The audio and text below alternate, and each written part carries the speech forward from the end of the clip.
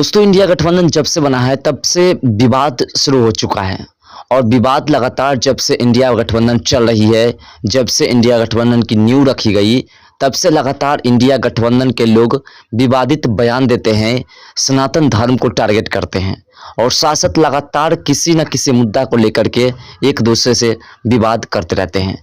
इसी बीच आपको बता दें कि आरजेडी और जदयू यानी नीतीश कुमार की पार्टी और लालू प्रसाद की पार्टी, इन दोनों में अब भिड़ंत हो चुकी है और इन दोनों में अब विवाद शुरू हो चुकी है। अब आप कहेंगे कि ये दोनों तो इंडिया गठबंधन के हैं, तो फिर इन दोनों में विवाद क्यों शुरू हो गई? तो आज के इस वीडियो में इसी मुद्दा पर बात करने वाले हैं कि आखिर विवाद क्यों शुरू हो गई। आपको बता दें कि बिहार के शिक्षा मंत्री प्रोफेसर चंद्रशेखर यादव जब धर्म ग्रंथ रामचरितमानस को लेकर के टिप्पणी किए थे, विवादित बयान दिए थे, तो इस पर अब राज्य में सत्ताधारी पार्टी आरजेडी और जदयू आमने सामने आ गई है। जदयू ने आरजेडी नेता और मंत्री चंद्रशेखर को नसीहत दी है। उन्होंने कहा कि जिस प्रकार से चंद्रशेखर यादव ने रामचरितमानस की तुलना पोटेशियम साइनाइड से की है, इसी प्रकार से अब जो है उस पे ऊपर कार्रवाई करने की प्रक्रिया पर वह उतर चुके हैं। आपको बता दें कि हिंदी दिवस पर एक कार्यक्रम के दौरान ये बयान दिया और इस पर नीतीश कुमार की पार्टी जनता दल यूनाइटेड ने पलटवार किया है। यानी कि रामचरितमानस को पोटेशियम साइनाइड्स कहने वाले चंद्रशेखर जी हिंदी दिवस पर यह बयान दिए थे और इसी पर नीतीश कुमार की पार्टी के अब जो नेता लोग हैं इस पर उल्टा पलटवार कर रहे हैं।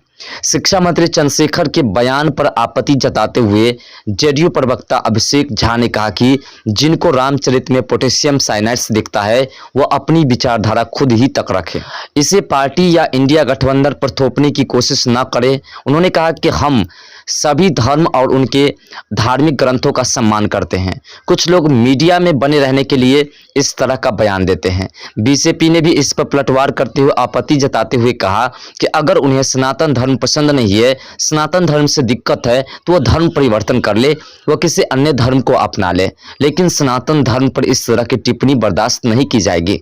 इस पर नीतीश कुमार ने भी प्रतिक्रिया दी है। नीतीश कुमार ने भी कहा कि अगर धर्म परिवर्तन करने से इसकी जो है सनातन धर्म की बुराई करने का जो मंशा है वह पूरा हो सकता है तो ये धर्म परिवर्तन करा ले, लेकिन सनातन धर्म में रह करके ही सनातन धर्म को इस प्रकार से नीचा दिखाने की कोशिश करेंगे प्रोफेसर चंद्रशेखर, तो फिर हमारे और इसके बीच कभी नहीं बन सकता है और हमारे नज़र में इसकी इज्जत किसी भी लायक नहीं रह पाएगी और कभी भी इंडिया गठबंधन सुचारू रूप से अपना कार्य नहीं कर पाएगा जब तक इंडिया गठबंधन के लोग इस प्रकार से बयानबाजी करेंगे। अब दोस्तों, आप सोच रहे होंगे कि आखिर इस प्रकार से नीतीश कुमार के नेता और नीतीश कुमार इस तरह की बयानबाजी करने के लिए क्यों आ चुके हैं।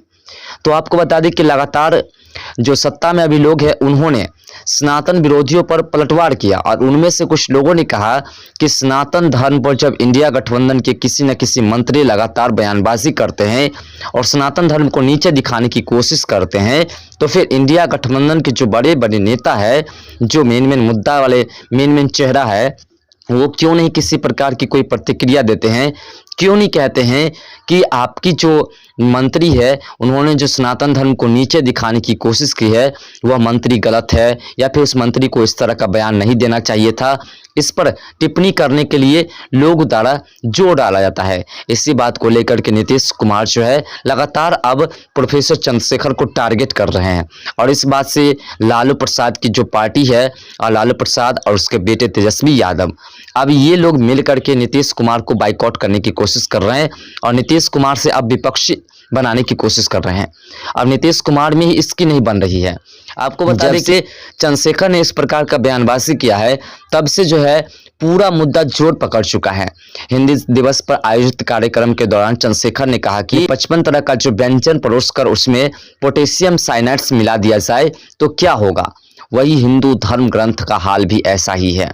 बाबा नागौरसन और लोहिया ने भी टिप्पणी की है, रामचरितमानस को लेकर के मेरी आपत्ति है और जीवन भर रहेगी। संघ प्रमुख मोहन भागवत भी इस पर टिप्पणी कर चुके हैं। शिक्षा मंत्री ने कहा, जब तक गटर में उतेजने वाली की जातियां नहीं बदली जाएगी तब तक इस देश में आरक्षण और जातीय गणना की जरूरत पड़ती रहेगी। यानी कि इन तमाम बातों से क्या लग रहा है आपको? इन तमाम बातों से यही लग रहा है कि इन लोगों के नज़र में सनातन धर्म गटर के कीड़े की तरह है और सनातन धर्म का जो ग्रंथ है वह एकदम से गया गया कूड़ा करकट की तरह है। इसलिए ये लोग ऐसी तरह बयान कर रहे हैं और इसी पर अब नीतीश कुमार से इनका जो है दो दो हाथ होने का तैयार हो चुका है। आपको बता दें कि ये पहली बार नहीं कि जब शिक्षा मंत्री ने रामचरितमानस को लेकर के आपत्तिजनक बयान दिया हो।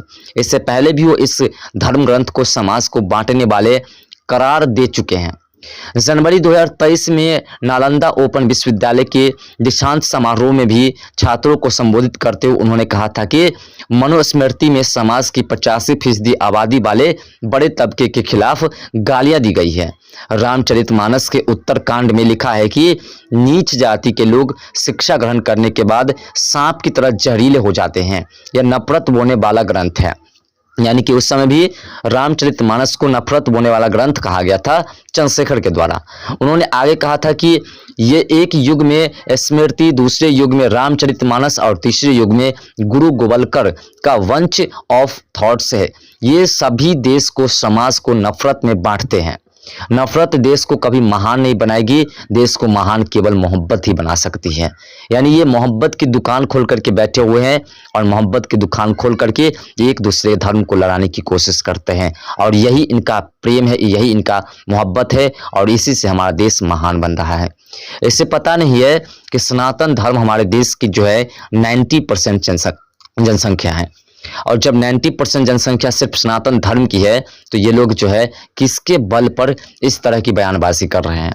और हम पूछना चाहते हैं कि चंद्रशेखर खुद ही किस धर्म के हैं। जब वो खुद सनातन धर्म के हैं और उसे दिक्कत है सनातन धर्म से, तो फिर ये धर्म परिवर्तन क्यों नहीं करा लेते हैं, या फिर धर्म परिवर्तन करा करके सिर्फ दिखावा के लिए सनातन धर्म बने हुए हैं, धर्म के लोग बने हुए हैं, ऐसा भी तो हो सकता है।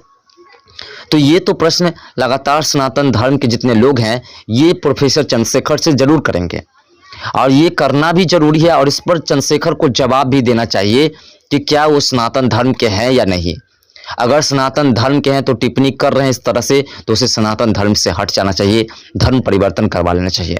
और अगर वह सनातन धर्म के है ही नहीं, सिर्फ दिखावा के लिए सनातन धर्म के रहे हैं, तो फिर वह दिखावा मत करें, नहीं तो फिर उसको कैसी परिणाम मिलेगी वह खुद जान जाएंगे। आपको बता दें कि चंद्रशेखर एकमात्र ऐसे नेता ही नहीं जिन्होंने रामचरितमानस को लेकर के इस तरह का विवादित बयान दिया है। इस मामले में उत्तर प्रदेश में समाजवादी पार्टी के नेता स्वामी प्रसाद मौर्य भी आगे रहे हैं और स्वामी प्रसाद मौर्य ने इस धर्म ग्रंथ को बकवास बताया है। तो उनसे भी यही पूछना चाहते हैं कि स्वामी प्रसाद मौर्य, आपका टाइटल भी बहुत अजीब गरीब है, धर्म से जुड़ा हुआ है, सनातन धर्म से जुड़ा हुआ है। तो जब तुम्हें सनातन धर्म से दिक्कत है तो फिर तुम लोग सनातन धर्म में क्यों हो? क्यों नहीं तुम लोग इस्लाम धर्म को कबूल कर लेते हो? क्यों नहीं तुम लोग जो ईसाई धर्म को कबूल कर लेते हो? क्यों नहीं तुम किसी और अन्य धर्म को स्वीकार कर लेते हो, अपने धर्म परिवर्तन करा लो? काहे तुम सनातन धर्म में पड़े हुए हो, सनातन धर्म पर बोझ बने हुए हो और सनातन धर्म को विवादित कर रहे हो? तो इसी सब मुद्दा को लेकर के नीतीश कुमार की मंत्री और नीतीश कुमार अब जोर शोर दे रहे हैं, जिससे कि शायद इन धर्मपंथियों को, जो धर्म को लगातार नीचे दिखाने की कोशिश करते हैं, अगर हम इसका विवाद कर, इसका जो बाइकआउट करेंगे इसको, और इसके ऊपर जो हम टिप्पणी करेंगे, तो शायद लोग हमें अच्छा समझने लगेंगे और लोग अच्छा समझेंगे तो शायद हमें कोई स्थान मिल जाएगा।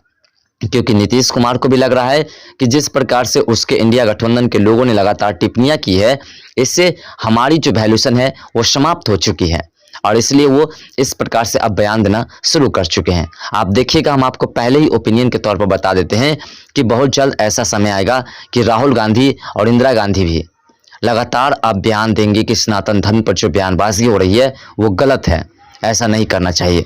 ये लोग सिर्फ दिखावा के लिए, अंदर बैठे हुए सभी एक हैं लेकिन बाहर से दिखावा करते हैं कि हमारे मंत्री ने गलत कह दिया, तो वो गलत नहीं बल्कि वो महा गलत है लोगों की नज़र में, लेकिन अंदर से सभी एक हैं।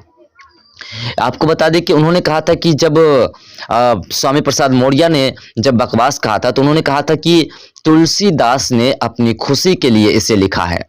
स्वामी प्रसाद ने लंपट, दुराचारी, अनपढ़, गंवार ब्राह्मण को भी पूजनीय बताने और शूद्र के ज्ञानी विद्वान होने पर भी उनका सम्मान करने वाले अंश का जिक्र करते हुए सवाल किया था कि क्या यही धर्म है? यानी कि वो धर्म को मानते नहीं, सनातन धर्म की किसी पूजा पाठ को मानते नहीं है। तो समझ में नहीं आ रही कि वो स्वामी क्यों लगा रहे हैं, मौर्य स्वामी जो है क्यों लगा रहे हैं। इसका मतलब है कि वो खाते हैं मरा हुआ और गाते हैं धर्म की बातें करते हैं, गाते हैं वह देश हित की बातें, गाते हैं वह देश गान, राष्ट्र गान। लेकिन उसे पता नहीं है कि जिस प्रकार से वो सनातन धर्म के बारे में टिप्पणियां कर रहे हैं, सनातन धर्म हमारे देश के सर्वपरिता धर्म है, पूरी दुनिया की सबसे पुरानी धर्म है, और इस धर्म को बाइकआउट करने की कोशिश करने वाले कभी बचने वाले में से नहीं है।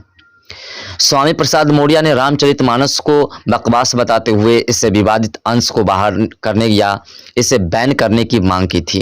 अब सोचिए, रामचरितमानस को बैन करने वाले ये कौन होते हैं? इसके बाप का दिया हुआ है क्या जो ये बैन कर देंगे? ये तो संभव है नहीं।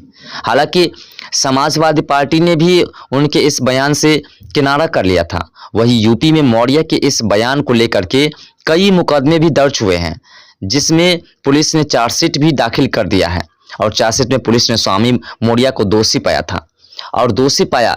अब गिरफ्तार कब की जाती है वो तो बाद की बात है, लेकिन हम कहते हैं कि जितने भी सनातनी हैं, जो अपने आप को सनातनी मानते हैं, वाकई में सनातनी है।